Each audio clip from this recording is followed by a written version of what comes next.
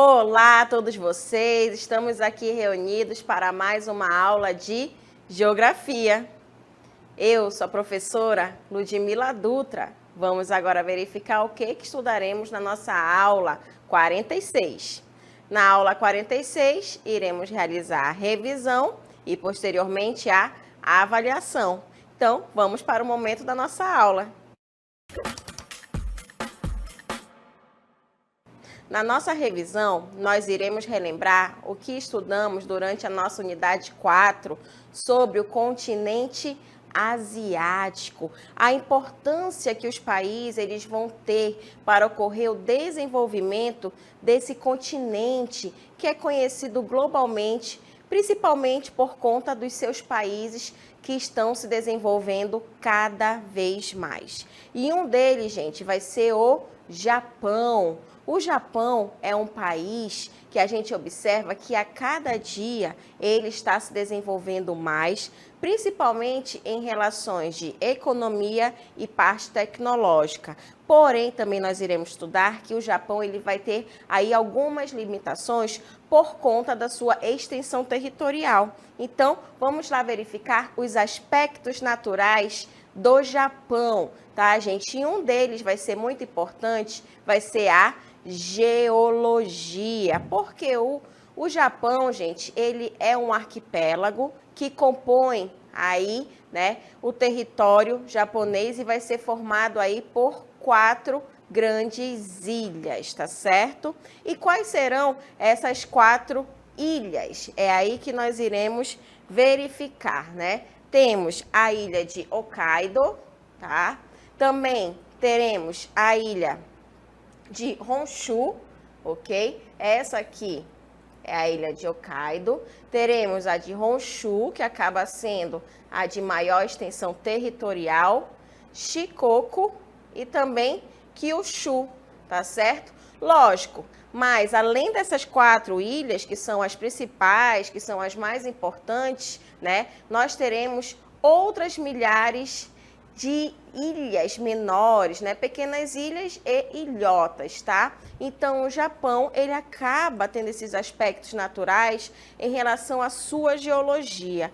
Mas por que será que acontece isso, né? Por que será que o Japão, né, a gente também observa ali que muitas vezes ocorre muito o quê? Terremotos, né, maremotos, tsunamis e até mesmo, né, pode ocorrer o quê? Erupções vulcânicas.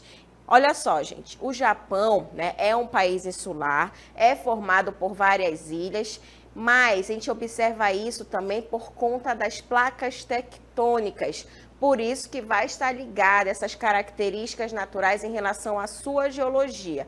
Por quê? Imaginem, nós temos o planeta inteiro, né, ele é formado por placas tectônicas, tá? Só que uma placa com a outra, elas têm divisões, tá? Elas podem estar grudadas uma com as outras, tá? Porém, pode ocorrer essas divisões. E quando ocorrem essas divisões, elas podem, né, ou se juntar aqui ou se separar. E é nesse momento quando a gente sente aqui na crosta terrestre os tremores. E o Japão, gente, ele vai ter aí 4 placas tectônicas. Vocês podem imaginar 4 placas tectônicas que podem aí se chocar, né, se separar, se juntar e ocorrer aí em grande quantidade terremotos, maremotos. Lembrando, tá, que essas placas tectônicas elas não estão paradas, elas estão em constante movimentação. Porém, quando em relação, né, à geologia, ao relevo, que já é uma dimensão muito maior por conta da extensão do planeta, né, a gente sente mais, tá? Nós vamos ver um vídeo agora em que mostra melhor pra gente, tá? Como é que essas placas tectônicas, elas acabam se movimentando e o Japão, por ter essas 4 placas tectônicas ali, vai ser um país que ocorre bastante terremotos, maremotos e tsunamis. Olha só. Aí, gente, a gente pode observar, olha só, a placa tectônica euroasiática, norte-americana, do Pacífico e a das Filipinas. Tudo isso acaba influenciando, né, aí em relação ao Japão, tá? Então, é a partir dessas placas tectônicas que a gente observa que acaba surgindo. E o Japão Como, né, ele passou por várias situações relacionadas a isso, ele começou a se adaptar até suas construções, né, adequadas para isso, para não sofrerem tanto a população, tá bom? Então, olha só, em relação a esses aspectos naturais do Japão, a geologia, né, a gente vai também estudar aí que vai estar localizado, né, em uma zona de extrema instabilidade geológica, que ela é conhecida como Círculo de Fogo do Pacífico, ok? O Círculo de Fogo do Pacífico, gente, vai ser este mapa aí que a gente vai ver agora, tá? Em que mostra pra gente, tá? Toda essa região que está em vermelho, rosado, né? Vermelho rosado, vai ser a região do Círculo do Fogo do Pacífico. Pega a região aqui da Ásia, pega a região da Oceania, da América, tanto América do Norte, Central e do Sul, tá bom? Então, essa região, gente, é uma região de instabilidade. E o Japão vai estar localizado aqui nessa região, tá? Então, o Japão também vai estar inserido aí nessa região do Círculo do Fogo do Pacífico, tá? Então, a gente tem que observar essa parte da geologia, onde acaba, né, transformando, né, muitas situações em relação à extensão territorial e também algumas outras atividades que, às vezes, por conta do solo, por conta do relevo, né, vai ter situações, por exemplo, como a extração de minérios acaba sendo escasso no Japão, tá bom? Por conta dessas instabilidades. Mas, além dos aspectos naturais, também vamos relembrar aí sobre o tamanho e a distribuição da população japonesa, gente. De acordo com o Banco Mundial, no ano de 2022, né, a população total aí era de 125.124.989 habitantes. A densidade populacional, o que é densidade populacional? Vai ser a extensão territorial pela quantidade de habitantes. Então, em 1 quilômetro quadrado, no Japão, vai ter aproximadamente 326,21 habitantes. Então, vocês imaginem, 326 pessoas em 1 quilômetro quadrado, né? De acordo, né, com a ONU, no ano de 2022, vai ser uma das mais altas do mundo, por conta da extensão territorial, tá bom? Agora, essa distribuição, gente, a população ela vai ser altamente concentrada onde? Em áreas urbanas, ok? Então, o Japão vai estar bastante concentrado a sua população em áreas urbanas, principalmente nas grandes cidades como Tóquio, que vai ser a capital, Yokohama, Osaka, Nagoya e Fukuoka, tá? Aí a gente vai ver que vai ter em grande quantidade essas pessoas em áreas urbanas, ok? Então, a gente observa, né, essa distribuição da população. Agora, a região de Tóquio, gente, ela é conhecida também como Grande Tóquio. É a maior área metropolitana do mundo, com cerca aí de 37 milhões de pessoas, tá? Então, a gente observa que Tóquio é a capital do Japão e essa região é considerada a maior região metropolitana do mundo, com 37 milhões de pessoas. Ok?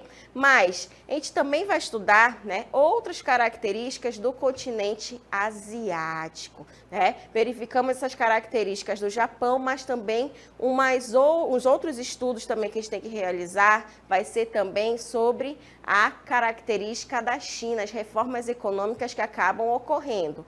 E uma delas, gente, essas reformas econômicas, elas foram introduzidas por Deng Xiaoping, tá? E a atividade industrial voltou a se expandir na China por conta, né, do desenvolvimento que acabou surgindo nesse país. E isso possibilitou o quê? O desenvolvimento das indústrias de bens de consumo. Então, a gente observa que nesses países asiáticos, eles estão se desenvolvendo cada vez mais por conta de atividades econômicas, assim como na China, como no Japão e outros países também conhecidos como os tigres asiáticos, ok? Agora, essas reformas econômicas que vêm ocorrendo, né, na maioria desses países, eles buscam, né, estar relacionados ali com as atividades do capitalismo para ter as conversas com os outros países, para poder ter a venda, ter a compra dos produtos, né, e ter essa parte aí de distribuição tá? Então, tudo isso a gente observa que acaba ajudando na economia.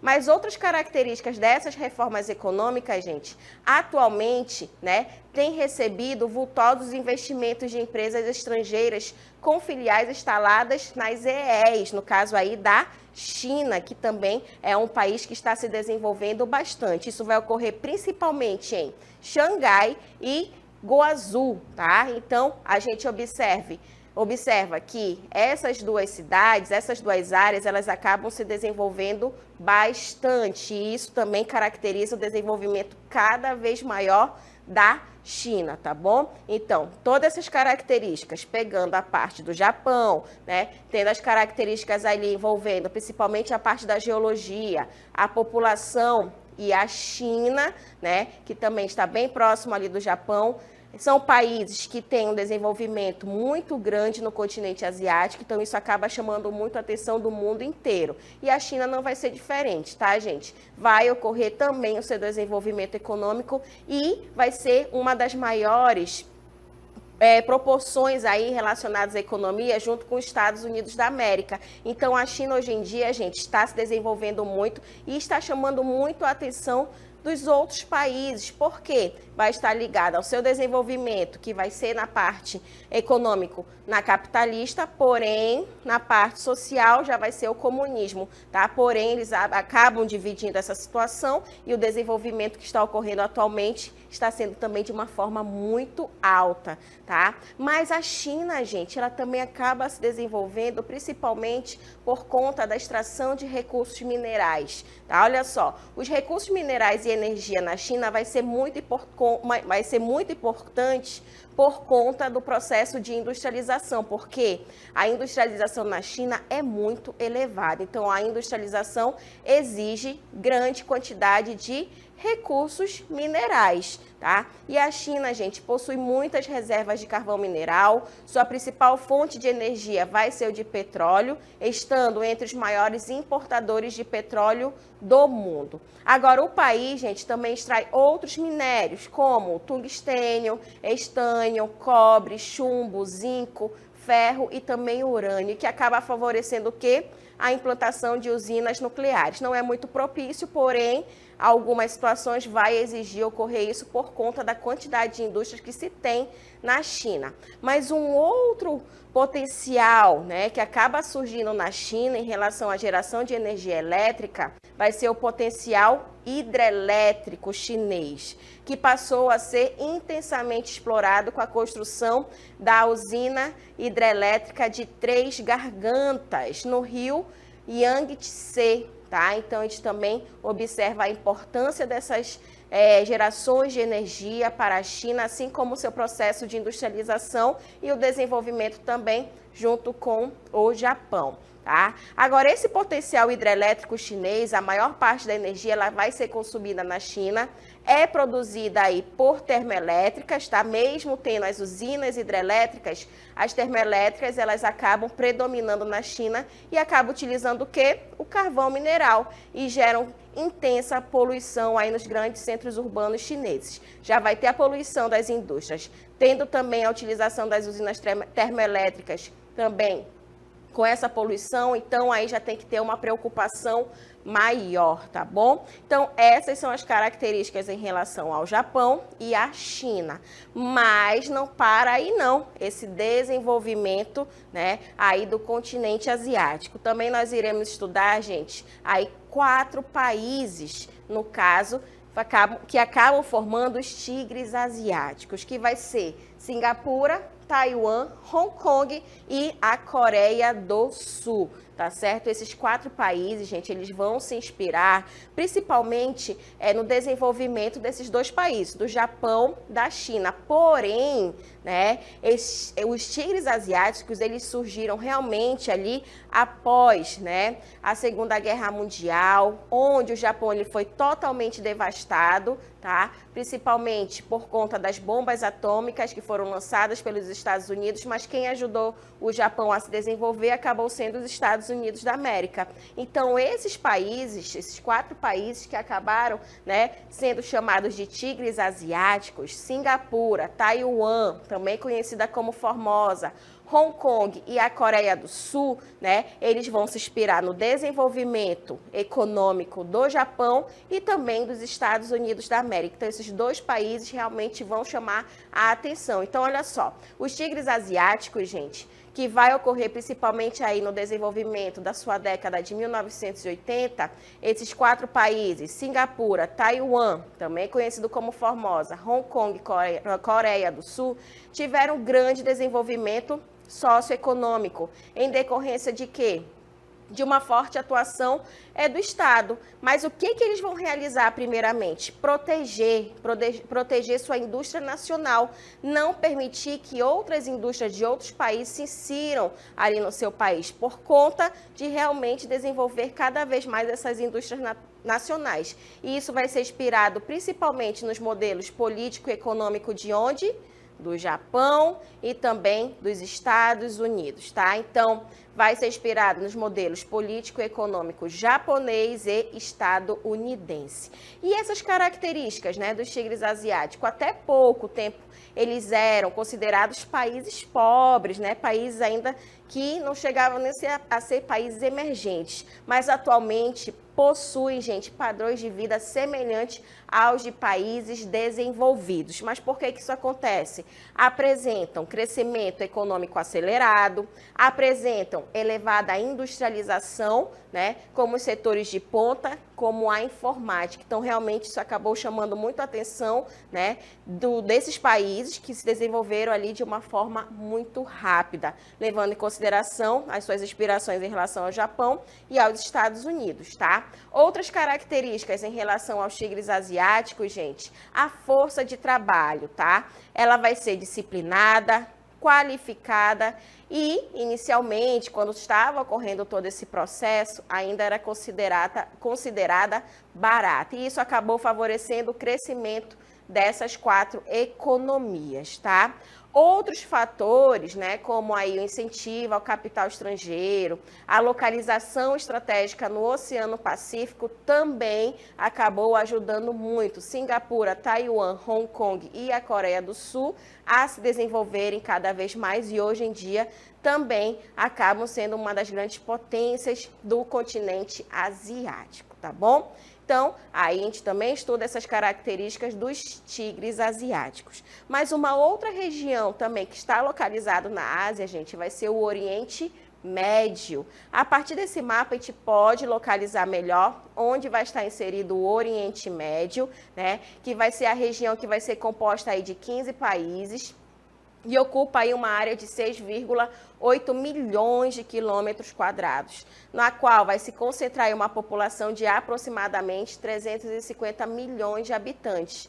A maioria, gente, né, aí no Oriente Médio, vai ser formada por árabes, tá? E de religião muçulmana. Já Israel, a população que vai se ter aí vai ser judaica, que acaba sendo uma exceção por conta da quantidade. A maioria que vai estar aí realmente vai estar ligado ao povo árabe, à religião muçulmana. E nessa região, gente, do Oriente Médio acaba surgindo, né, conflitos, ok? Que por situações, né, pegando aí a parte da religião, pegando também a parte por questões, né, de exploração de petróleo, que acaba chamando muito a atenção de outros países ao redor do planeta, tá? Então, a localização do Oriente Médio acaba sendo estratégica. Mas por quê, professora? Porque o Oriente Médio vai ter essa localização estratégica. Olha só, o Oriente Médio, gente, é uma região estratégica em termos de quê?